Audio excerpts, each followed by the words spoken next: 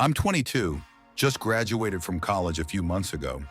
While my classmates were polishing resumes and stressing over interviews, my parents sat me down and made it clear.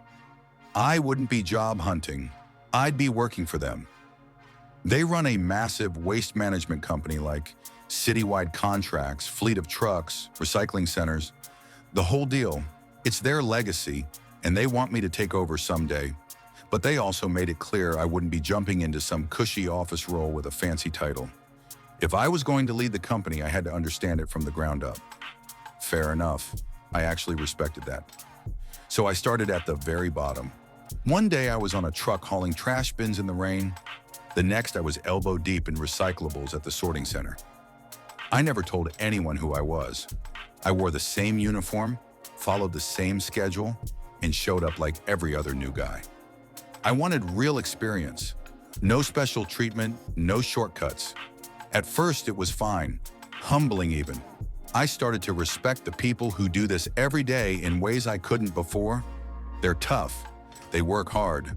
But after a while, the vibe started to shift. I was doing more and more of the grunt work while others kicked back. I was told to straighten out the bins, clean up after others, do the new guy stuff constantly. I didn't complain. I kept my head down. I figured it was part of paying dues. But then came the day that broke me. It was raining hard and we were already short-staffed. I barely slept the night before, showed up exhausted and got drenched within the first hour. My clothes were soaked. I was cold and running on fumes. Still, I pushed through most of the shift until one of the senior guys, Ron, decided he was done. He dumped the rest of his tasks on me and said, "You're the new guy, you handle it." "I gotta leave early," I snapped. Politely but firmly, I told him no, I wasn't doing his work. I was done letting people pile on just because they outranked me. He stared at me like I'd grown a second head. Then with a smirk, he said, "Careful. Management might not like it if I start talking about your attitude."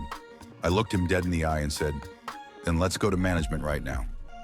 He blinked, didn't say another word, just walked off. That was the first time I've ever stood up for myself like that at work.